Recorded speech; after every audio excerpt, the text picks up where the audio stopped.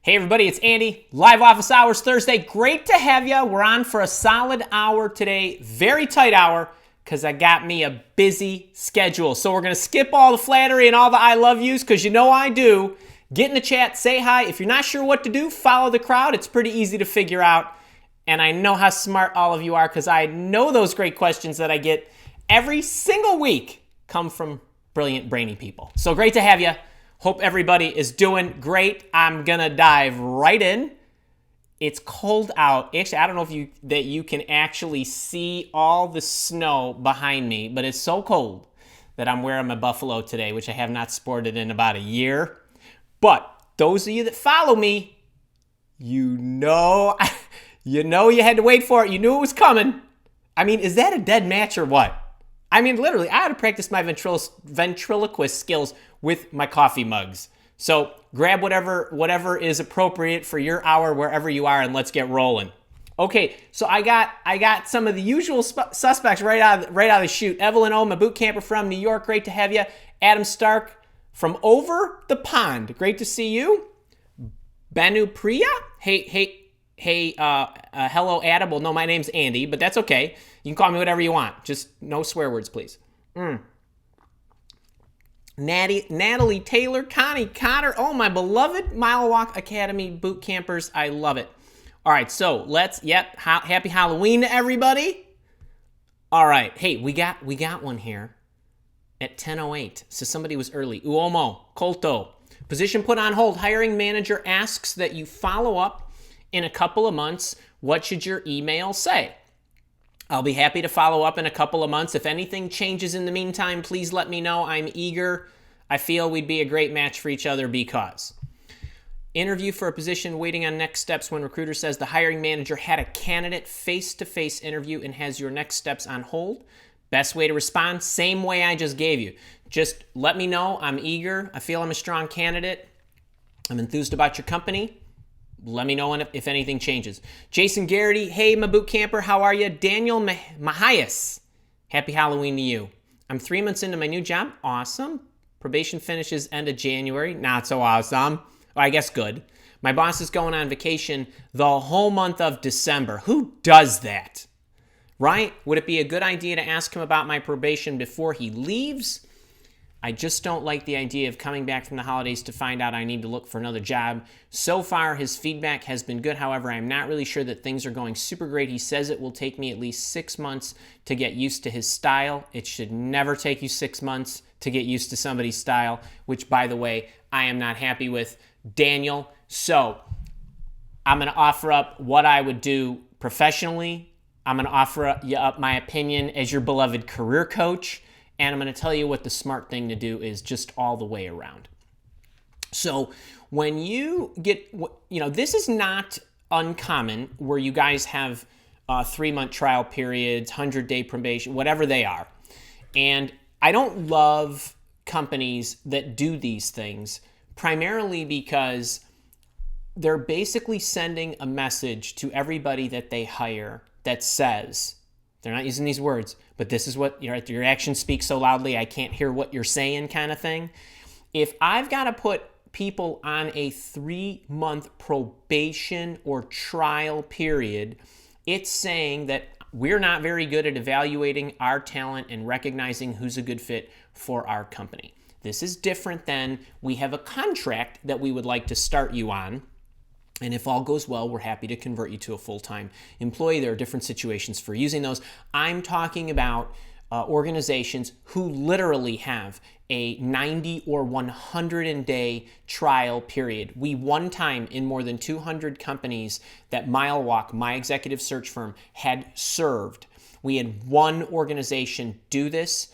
And once we figured out what this was all about, we dropped them because we don't like that. We want you to make a commitment. You want the employee to make a commitment to you. So I generally don't love organizations that do this. This speaks to the type of organization they generally are. And while I am sure that there are many different circumstances for why companies would do this, it is generally a bad sign. You would really have to work hard to convince me otherwise.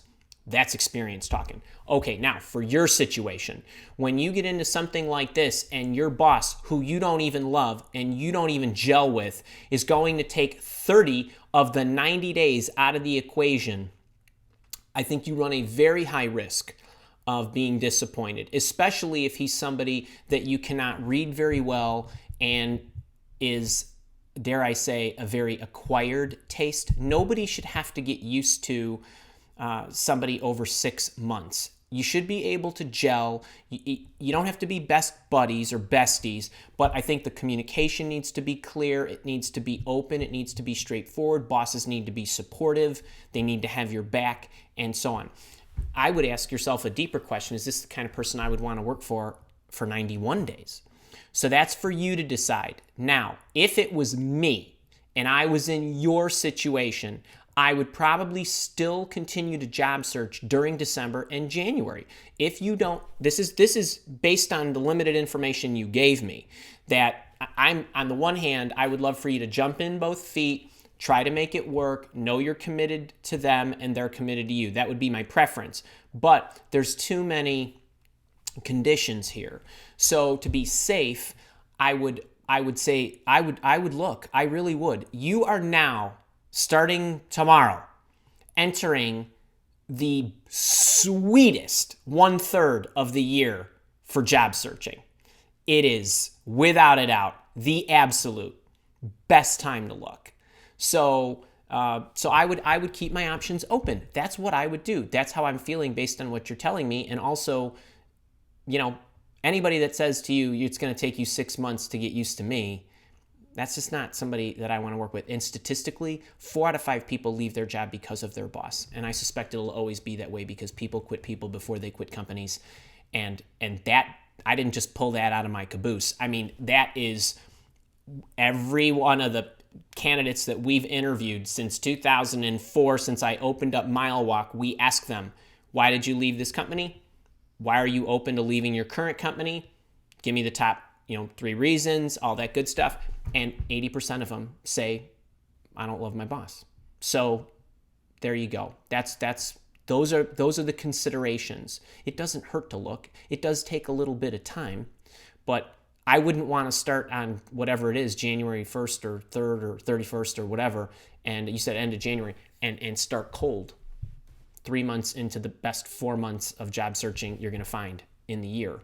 So keep that in mind. John, how are you? Good morning from Singapore yourself.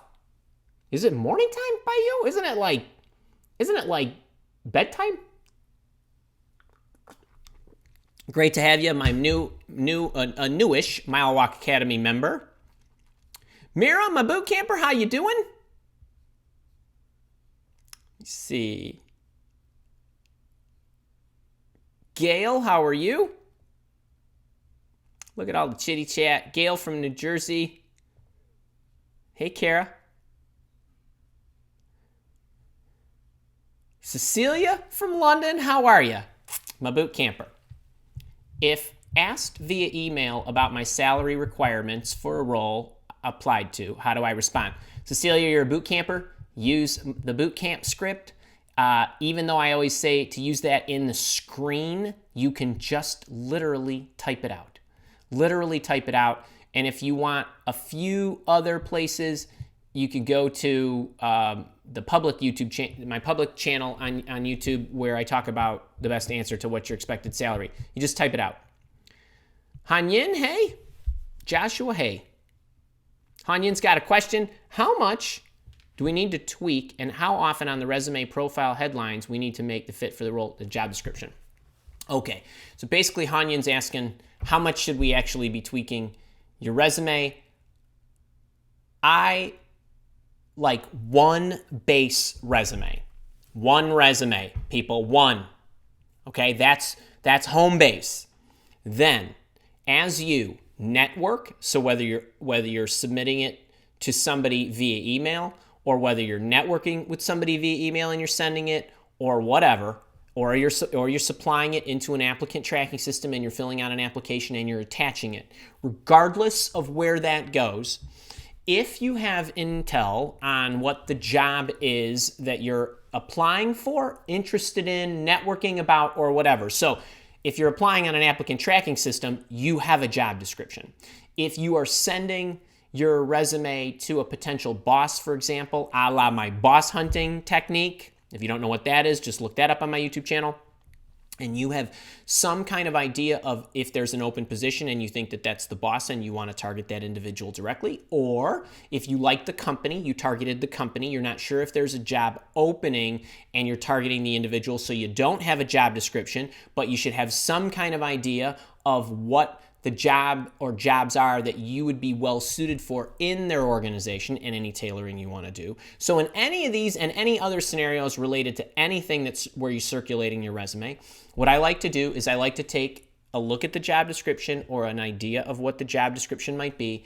I would use, if I don't have the job description, I would use the best nomenclature as far as keywords are concerned, which should be in your base resume as it is. If you have a job description, I would tailor the keywords throughout your resume. And Hanyan, just like we reviewed on Friday at the boot camp, and I gave you the checklist, and I gave you all the stuff, and I told you exactly how to tailor it and all that good stuff. So I'm not going to go through all those steps right here, but you want to go through your entire resume and identify those keywords. It is especially powerful to do that in the professional experience section, but the nomenclature at the top of your resume should match the nomenclature that's inside the professional experience section.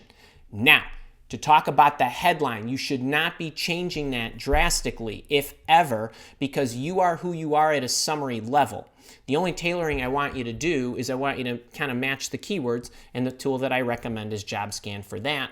You know, you can populate the job description, or you can populate a simulated job description that you grab from one of the sites or whatever, and then I would tailor it that way. So how much tweaking you need to do on a submittal by submittal or a networking by networking or an email by emailing basis depends on how closely you match the job description that you have in hand or your speculation of it.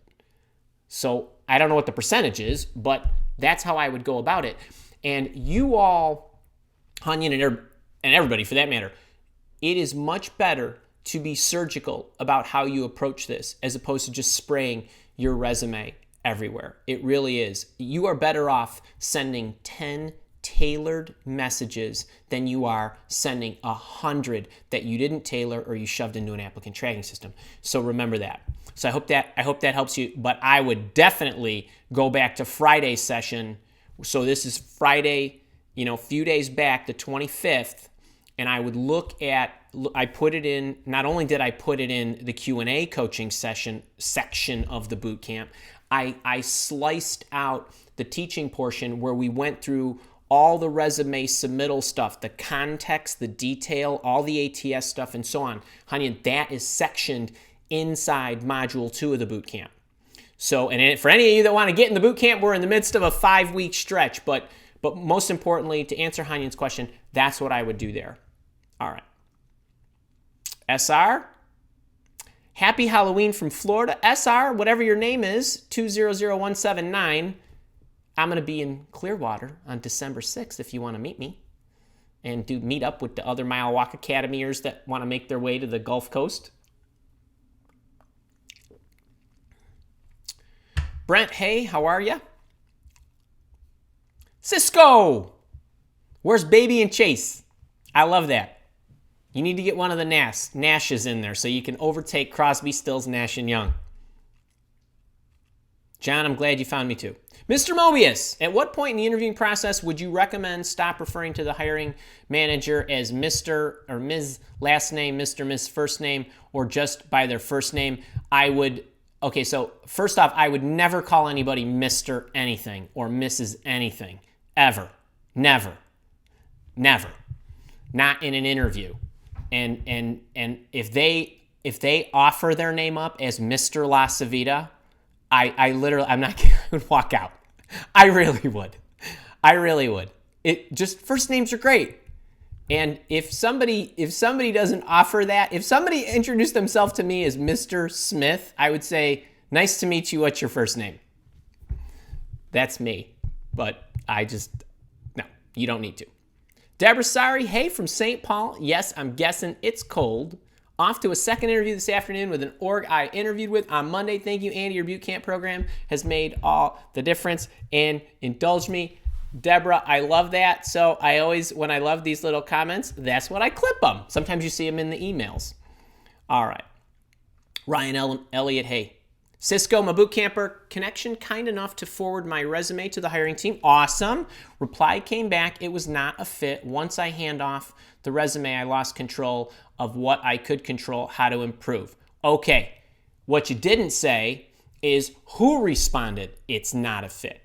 If my friend who, right, was kind enough, your connection, forwarded it and came back, then what I would do is I would contact the connection and I would try to see if there was any additional insight. I would also want direct access to whoever said you were not a fit, because I would then want to communicate with that person. Now, if that person was the person who sent it to you directly that said, hey, Cisco, thanks for the inquiry. I looked at your background. You're just not a fit. And some people might do that. Then what I would do is I would say, okay, thank you. Are there any other positions within your organization that you think I would be a fit for, or on your team or in your organization? I would like to stay in touch with you. If there are not, whether there are or not, if there are, please let me know. I would love to investigate them. If there are not, you can obviously see that I'm looking for my next opportunity. Do you know anyone? Then now you got to turn it into a networking situation. You can control that. So it depends on how you were, how it came back to you. But pick your route there. SR 200-179. How do I talk about being terminated from my last job? Bring it up. My tell me about yourself question. How do I spin in my favor? I don't know why you were terminated, so I don't know how to tell you how to discuss it. And let me give you a couple of examples here. If I was let go because my entire unit was disbanded because my company just merged with another company and our unit went away because we were a replication of something that they currently did and had already in-house, I would just offer it up. My entire unit basically got let go, and I was part of that. If I was surgically fired, then it becomes a matter of what you were surgically fired for. And I'm not going to go into all the different scenarios and how I would explain every one, but there's 10 different ways I would explain it depending on what the issue was. Was it a disagreement with your boss? Were you underperforming? Did you show up to work late? Were you missing work? Did you offend a client? Did you offend a customer? Did you not handle something properly? Was it an ethical issue? I mean, this goes on and on. Every single one of those has a different explanation as far as I'm concerned. So if you want to give me a little more info on what it was specifically, I'd be happy to give you how I would explain your specific situation. All right, wait, Kara's slacking me. Did I miss somebody? All right. I have a lot of earlier questions. That means I missed somebody, even though I have the live chat. So I'm not sure how early you guys were. But let me go back to a few early ones. James Palmer, how you doing from Georgia? What do you do if the name of your college has changed? Do you keep the name it was when you graduated or use the new name? So I've never been asked this question before. I've been asked when the company changed, when the company divested, when the company was acquired, when the company went private. I mean, like, I've had just about everything, and I've never had a college change, but I would handle it the same way I would handle if a company's name changed. So if you went to college, XYZ State University, and it now has a new name, I would put the new name and then in parentheses, formerly known as whatever that was. And then, because you never know if somebody, okay, true story, this is not exactly the same way, but I took over a team, it's about 20 people at one of my consulting companies. I started at a company. I took over the team that was already in place at a client. So now a high-level executive is going to come in, me, to oversee a 20-person unit that a junior exec had been managing because there was an absent slot. There was no division leader, basically. So the chief operating officer of this fairly well-known company basically, when he looked at me and he said, God, well, what do I need you for? I got this guy. I've been dealing with him. And so then I explained to him why he needed me. But I don't know how we got to it very quickly, but we both went to the same high school. And as soon as he found out that I went to the same high school, his entire demeanor changed and I was his BFF. Okay, so the reason I'm telling you this is because I wouldn't leave off either of the two of those names, because you never know, especially if the college is local or there are a lot of people in your area that went there. And so somebody might be an alumni, somebody might be an in for you, it might be just a way to break the ice or whatever. So that's what I would do there. Varun, what's the best option for LinkedIn when it comes to recruiters, where only recruiters can see your profile, or both LinkedIn members and recruiter can see your profile, which says looking for new opportunities, which yields the best results in terms of stats, your LinkedIn members and recruiters knowing from your LinkedIn profile that you are looking? I'm not sure I exactly understand, but I think I know where you're going with this. Should you put in your headline or anywhere public that you are looking for opportunities? I would never do that. Never, under any circumstances, would I ever do that. And why are you wondering why I'm so emphatic about that particular suggestion? Your titling, your headline, your stuff up top in your LinkedIn profile is very powerful to the LinkedIn engine's search algorithm. So if I'm searching as a recruiter and I put in, I'm looking for a project manager, I'm looking for a chemical engineer, I'm looking for an accountant, I'm looking for a whatever, you are going to lose the ability for me to find you using that piece of information. And if by some miracle of God you do come up in my search results, the first thing I'm going to see next to your picture is looking for new opportunities. It's not that you might think it's attractive. It's not that attractive to recruiters or people who are looking through it. So take the points, take the search engine points, and keep your headline clean about what it is that you are, okay? Don't put looking for new opportunities. Now, there is a private area. There's a private area in your LinkedIn profile that allows you to set some notations that are related to recruiters who have the business package related to what LinkedIn calls LinkedIn Recruiter. It is an expensive tool that many companies pay for. And what that allows the recruiter to do is, so let's go old LinkedIn, new LinkedIn. Old LinkedIn, I as a recruiter, Kara as a recruiter, as we, a third-party search firm, would go out and look for people, what we would do, and even if we were a corporate recruiter, it would be the same thing, but we would put search parameters inside LinkedIn and inside of Google for another day. But basically, we would set search parameters that would allow us to retrieve LinkedIn profiles, whether inside or outside of LinkedIn. What would happen is we would see Varun and we would see your profile, but we would have no indication of whether you were receptive to our messages, if you were open to looking for new opportunities or any of that good stuff. So what we would do is we would send you a message and you would either reply or not reply, or say no thank you, or say yes I'd love to talk to you, or say get out of my face. Okay, so that would happen. Now what happens is LinkedIn has put basically free text and some other switches and things that you can set that would let somebody like me or a corporate recruiter know that you are receptive to our messaging, to our inquiries. And you could even put, I'm looking for a new job and I'm currently available. I'm looking for a new job and I'm looking to move to the state of California. I'm looking to relocate. I'm open to relocation. I'm whatever. And you can put some things in there that would help me say, hey, this guy looks great. This gal looks great. I'm going to reach out to him. And what that does is it makes the hits, basically the connection, the positive connections, better. Because if I reach out to 10 people now, I'm going to likely get more responses because those people have explicitly already said, you have my permission to contact me. I'm likely going to respond to you because I'm telling you I'm going to respond. Do it there. Most companies have access to that program. Most organizations will pay that. I think you're better off doing it that way.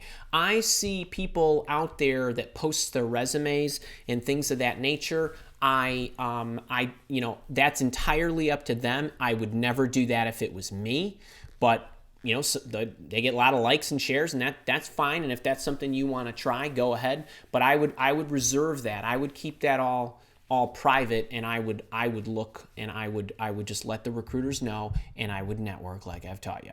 So that's what I would do there. I think I got you there. Statistically, I want to offer up three other stats. So historically, for all of you that are wondering whether it's a good idea to have a LinkedIn profile or whether to have a built-out LinkedIn profile, in the history of Mile Walk, and we've basically in the last couple years, as I'm doing more and more individual coaching and online training and things of that nature, we haven't been gathering the stats at the same velocity because we've been recruiting a bit less, but we're still recruiting. But in the 15 years that we've been doing this, we have data from more than 12,000 people. It's more than 13,000. It's a lot of people. And we always ask them, how did you find this job? And how did you find that job? And how did you find your current job? And so forth. We just want to know what route they're using. And so we're gathering those statistics to know. They're networking. Oh, I reached into the company. Oh, I applied through an applicant tracking system. And 8% of those more than 12,000 people indicated to us that someone found them on LinkedIn when they were not looking to move. It was a corporate recruiter, an executive recruiter, a hiring official, maybe a CEO of a small company, friend of a friend, whatever. Said, hey, are you interested? I have this opportunity, and they moved. Think about that. Wrap your mind around what I just said. 8%, 1,000 people of the 12,000 people that we were trying to recruit had found their job when they were not looking and somebody contacted them on LinkedIn. Okay, 8% took the job. You have about a 3% chance of even getting noticed if you put your resume into an applicant tracking system. Think about that. Not even getting hired. Actually, just 3% getting noticed. And it's a small fraction of that. So you can fill in a well laid out LinkedIn profile and have eight points of being found. Now, here's another stat that Resume Go did. We found this one. Actually, one of our Mile Walk Academy members circulated this on LinkedIn. And they did a 5-month study where they created these dummy LinkedIn profiles. They created built out profiles where they had a summary, then they had a company and a job and a description or some bullets. Then they had those fully built out. Then they had ones where it was very, very thin, and then they had no LinkedIn profile. So they took this batch of data points of fake people, and then they started applying for jobs. So they applied to Mile Walk, applied to Pepsi, applied to Quick, whatever it was. And what they found was with the individuals who had the built-out LinkedIn profile, nearly 14% of those people got responses when they applied. The people who didn't have a LinkedIn profile or who didn't have a built-out LinkedIn profile were 7.2 and 7.9. So if you had, I think I got those right, but basically half, 14 or 7. So to have a thin profile was the equivalent to having no profile when you applied. Now, what I said was having a well built out one, people were contacting them, or even if it wasn't built out, they had enough in there that the individual thought, hey, that person's worked at good companies, has maybe had good roles, and even though I can't see everything that he or she did, I'm going to reach out to them. Think about those stats. You might want to loop that 28 minutes into today's video, and so maybe 20 to 28 minutes. Think about that stuff and whether you want to, take some time and care and thought into putting your LinkedIn profile together. All right. I think I got it. Kara, I'm caught up? Yeah. Okay. All right, back to the chat. And I think I'm on Ryan Elliott. Resume form question. I had a position from 2012 to 2015, and then that same role, 2016 to 2017. In between, I took an assignment in another state, same company. How do I list it without looking weird? What you can do here, Ryan, there's a couple things. So if you, so here's a couple things, and here again, I need more information, but I'm going to try to hit a few. If I'm doing something and then I have a short stint elsewhere inside the same company and then I go back to what I was doing, if these things were super close or it was the same title and you just moved it and did it in a different region, I wouldn't bother with all that. I would just put 2012 to 2017. If this was something tremendously different, like it was like way over in left field, then I would lay it out how it happened and show that you did some additional stuff. That's the way I would lay that out. It's not ideal. It's kind of odd that you did that, but if you just took an assignment in another state, but because they needed you to help, kind of build that office or set up, maybe you're, the desktop guy and you got to go and set this stuff up versus doing it in the home base. But all that to me is the same stuff. So without knowing that, you pick the route you want to go. All right, let's see. Where am I?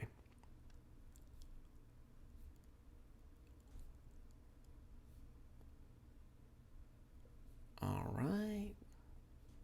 Moving right along. I'm not sure what that is. Is that even legal? I don't know if I missed. Phyllis, how you doing? Love having you in the Bootcamp Metal Monkey videos. How are you? Ray, hey. Bethany, hi, from Sarasota. Bethany, I will not be far from you. I'll be in Clearwater. It's not that far. Dr. Manisha, how are you? Love my boot campers. Oh, look, there's Stacy Gilmore. Stacy, thank you for that thing. I printed it out. It is in my brief bag, and it's going to be read as soon as on my way to my next thing. Dave S., that's another boot camper. Tim Branch, how are you? Another boot camp. I love this. Hang on. Employees at Will States. Hang on. Hey. Bethany, I think... Wait, this is a new position. I'm not sure if that's... Kara, keep me honest. I'm there's a lot of chatter in the chat. I'm trying to find the questions. All right, make sure to put some question marks in front. Chris Whitpan, my chef buddy. How you doing? Good morning. Which template we use when boss hunting with no position listed? Chris, you use the boss hunting template when there's no position. I literally wrote that.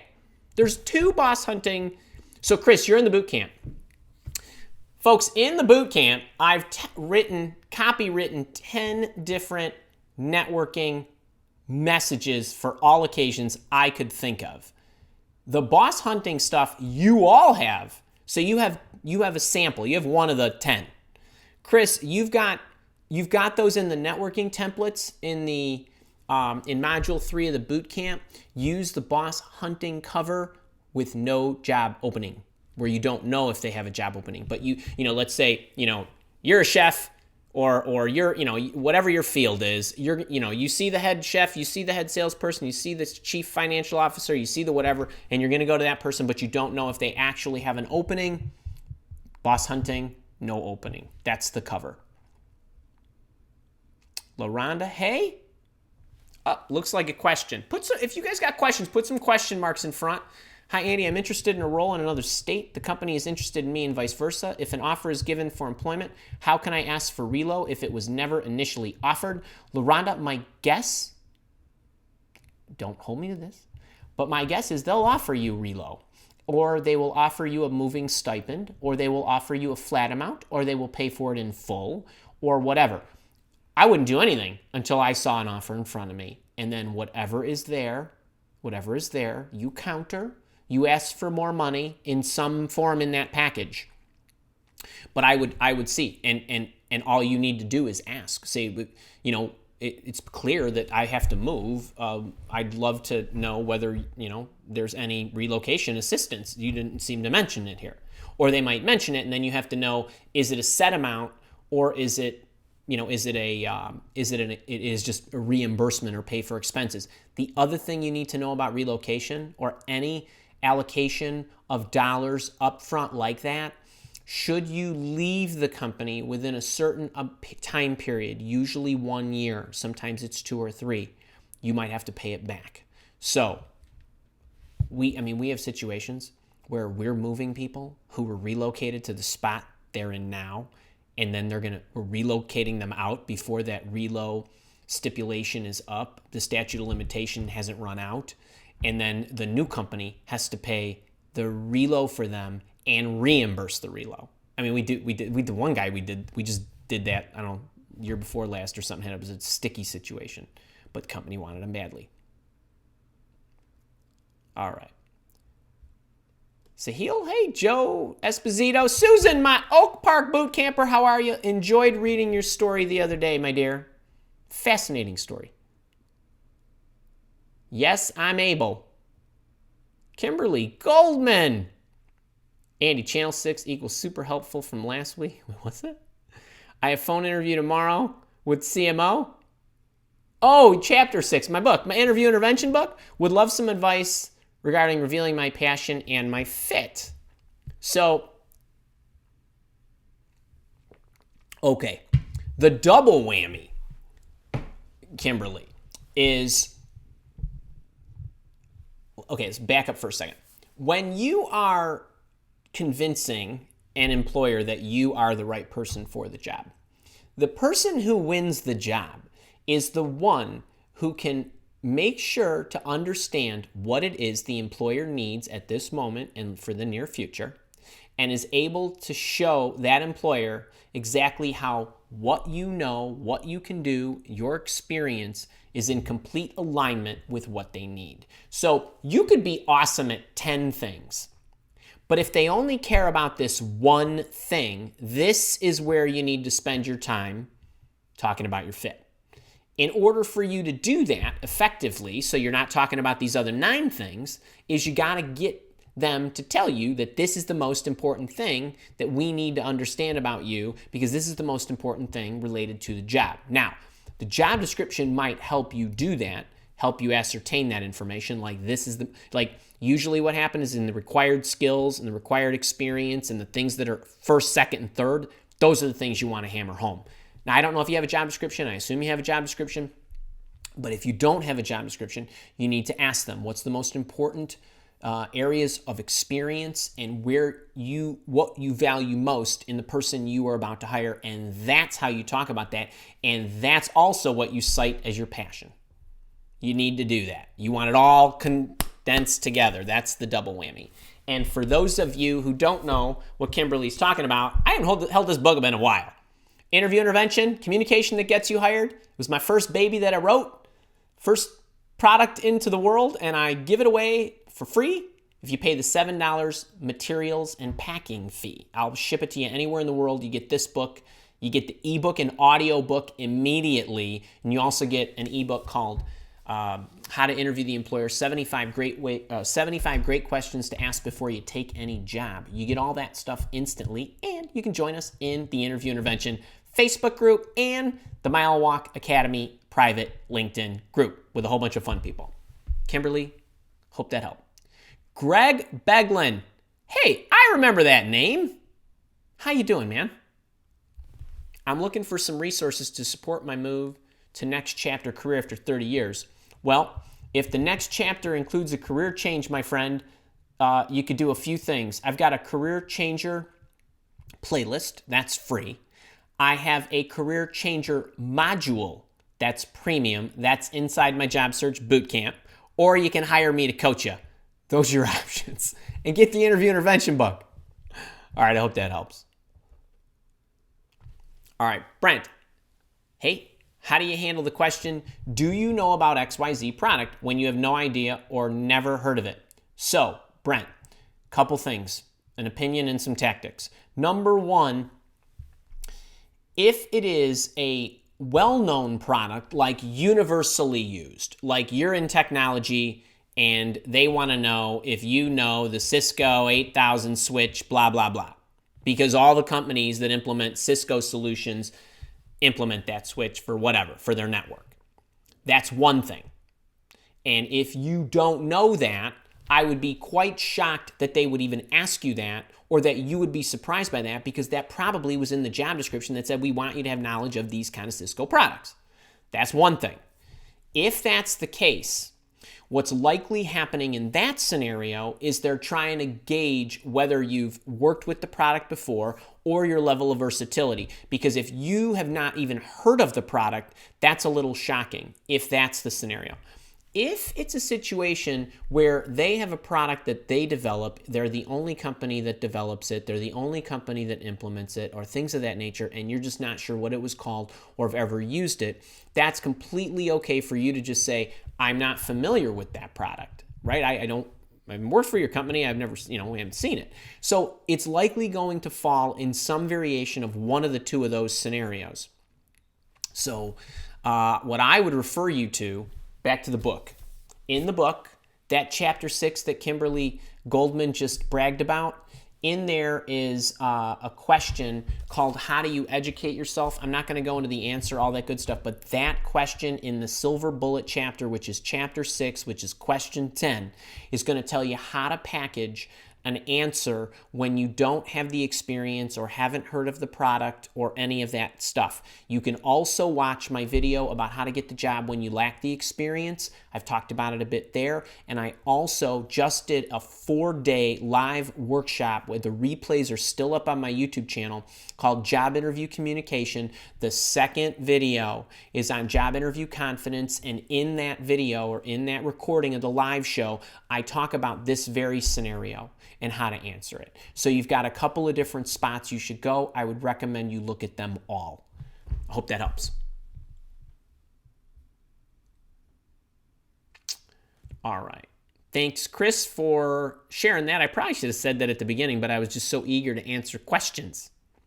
Hey, I want to take an announcement break. A couple of great things, just really quick. I could probably get this out in under a minute.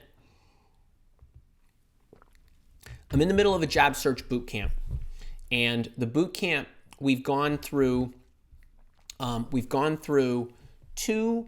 So my job search boot camp is fully recorded. You get all the assets. You get them immediately as soon as you join. We happen to be in the middle of a 5-week stretch where every Friday for 5 Fridays in a row, and we've already done 2 of them, where I coach you live. We get together live. So we got one tomorrow, we got one the following week, and we got one the following week.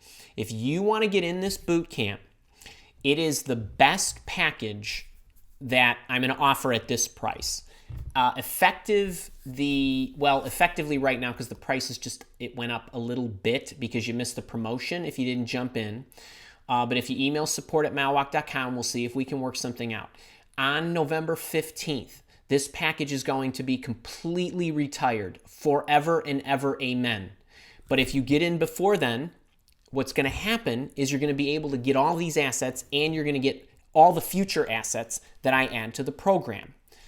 But once November 15th comes, all that's going to stop and the program is going to be different.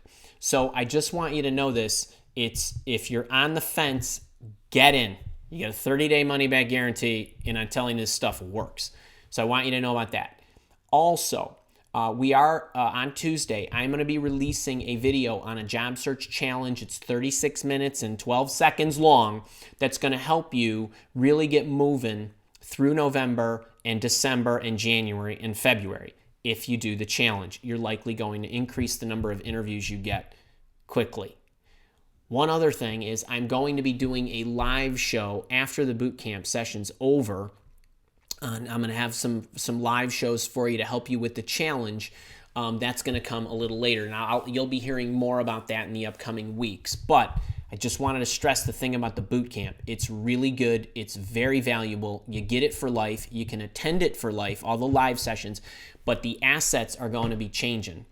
So the price has already changed with this package of assets, but the assets are going to change as well. So just if you're on the fence, go check out. Maybe Kara can toss that in the chat, but I really would recommend that you check it out. All right. Okay. Is it Paul? Hey, Annie, first time? Hey, welcome. Can we all give Paul a big live office hours hug? Trying to make a career move abroad, I'm assuming you mean Norway to Korea. Should I apply to mostly bigger companies, or are the smaller ones worth looking into, as I would need a visa sponsorship? So I would do a couple of things. I would not limit myself, and I would not assume that small companies cannot afford visa sponsorship. That's a misnomer. It has nothing to do with the size of the company and everything to do with the need of the individual. If you have skills that can be commonly found in Korea, in Norway, where, whichever which way you're going, if you're going to Korea, if you have skills that can be commonly found there, you're going to have a hard time getting a visa no matter what. The other option is to try to find, I don't know what's driving your move. So if it's you just want to go and there's nothing pressing in a matter of time, then what I would try is I would try to get a job with an international company that could potentially relocate you. Maybe that's in your current country, maybe that's in a different country. But that's another great route, because you have to be mindful. If you have a very in-demand skill, then I would probably start searching directly. I don't know if you're the spouse of somebody who's getting relocated. I don't know if you're moving for family reasons. I don't know what drives. I had a best buddy. He moved to that neck of the woods. He moved to China because his wife was a lawyer and she was going to go practice law in China. He's an engineer in the United States, so they moved.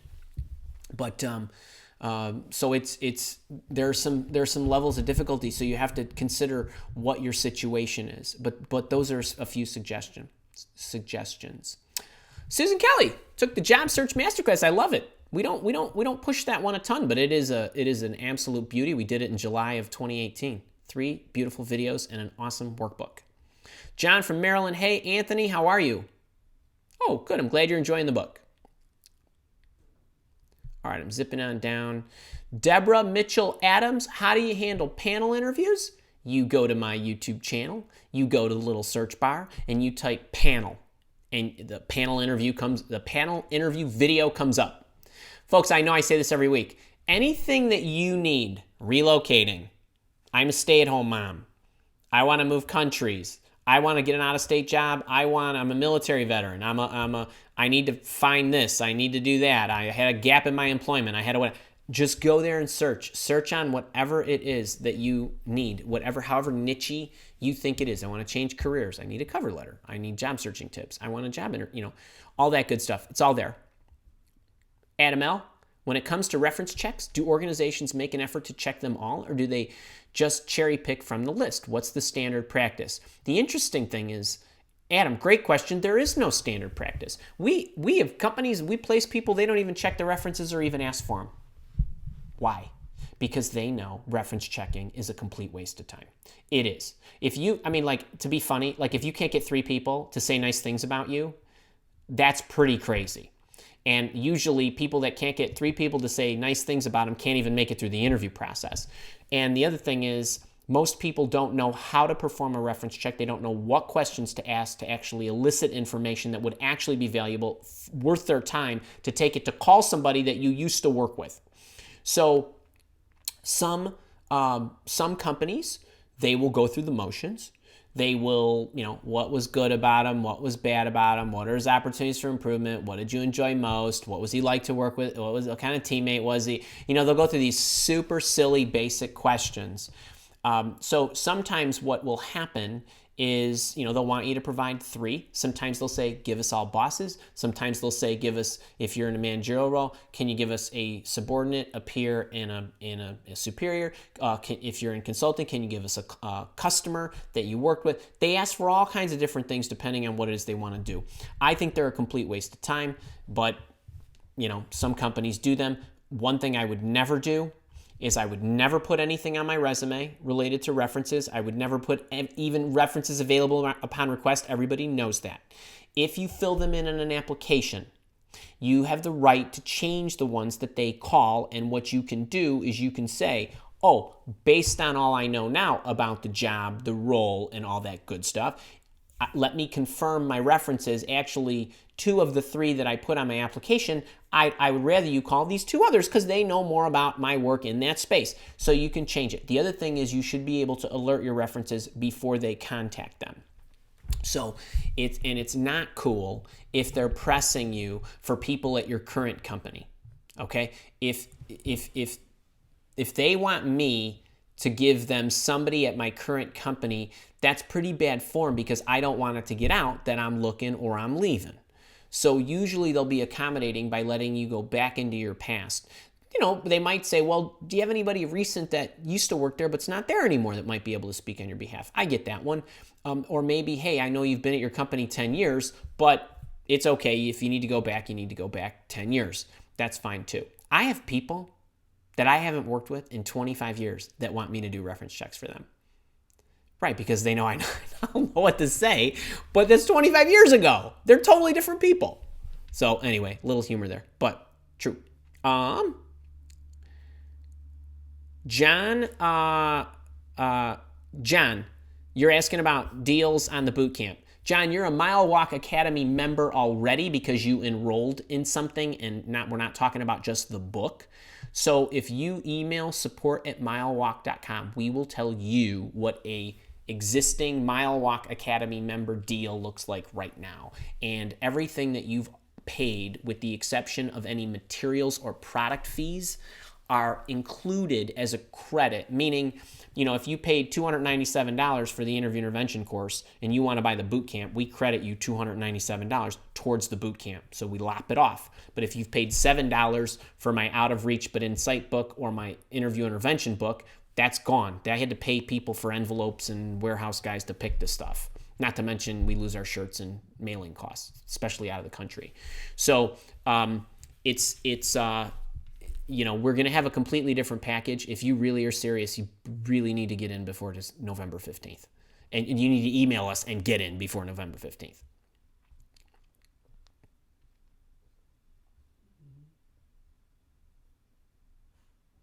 Hey, Kevin Feely, how you doing?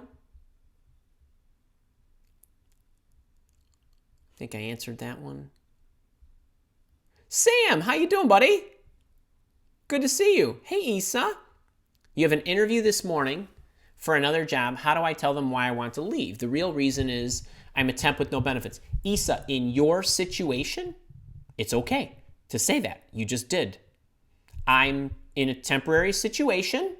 I don't get benefits. I want everything that goes along. So I generally like to phrase things positively. I'm currently in a situation that I'm trying to augment. I want to find a home. I want a place I can kind of plant the flag. I want to be part of something that I want to build. I want everything that goes along with it. So I'm looking for that steadiness, that family feel, that the benefits, everything that goes along with a benefit package. Currently, I'm a contractor, or I'm on a 1099 or temporary basis or whatever it is. And I'm not sure how much longer that's going to go or whatever. I mean, that's okay. It's the easiest explanation you could make. Really, everybody gets that. There's nothing wrong with wanting a home. And so that's how I would explain it. You'll do great. You will. All right, Deborah. Anyone have any other issues? Oh, I think I gave you that one.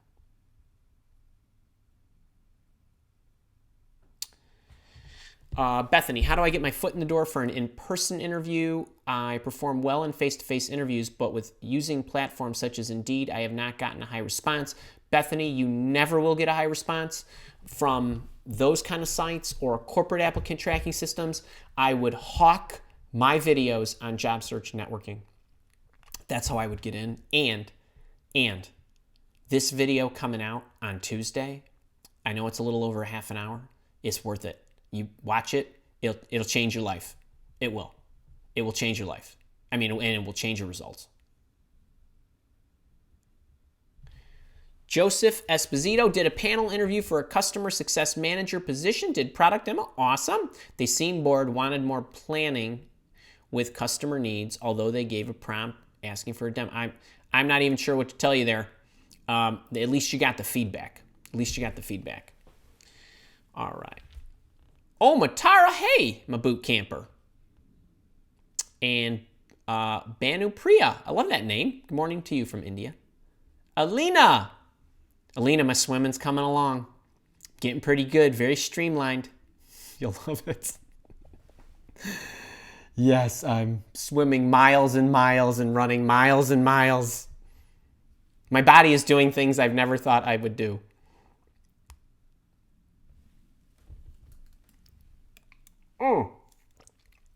William, great to see you. Enjoyed your story the other day. Antonio Stevens, I interviewed for a role, 4 of them over 2 months. So I'm assuming it was 4 interviews for the role over 2 months. Then I heard nothing. I reached out to the HR rep and she said I was still being considered. Then the job was reposted. What happened? I don't know. The job, so occasionally what companies will do is they will repost it to refresh the posting date. So what happens is, believe this or not, is company will post something. It's been 2 months. The number of candidates that are applying sometimes will drop off, depending on what the position is. It's an odd thing because if a position's been open for a long time, you would think it's a good idea to apply. It's the exact opposite. So, but in those situations, what they want to do is, depending on the aggregators that they're using to display their posting, what the aggregators will do is let's say, for example, your company XYZ, whatever the company was, had a posting that was 2 months old. If I go to Indeed.com and I'm looking for project management positions because I'm a project manager and I want to say sort by newest date, that thing is never going to be seen by anybody. They're going to scroll 100 pages to find it.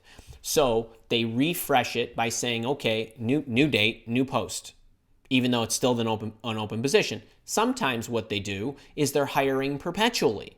I know companies, they have sales positions open forever and ever, amen, every month. They just hit the refresh button because they always want inquiries from salespeople because they're really hard to find.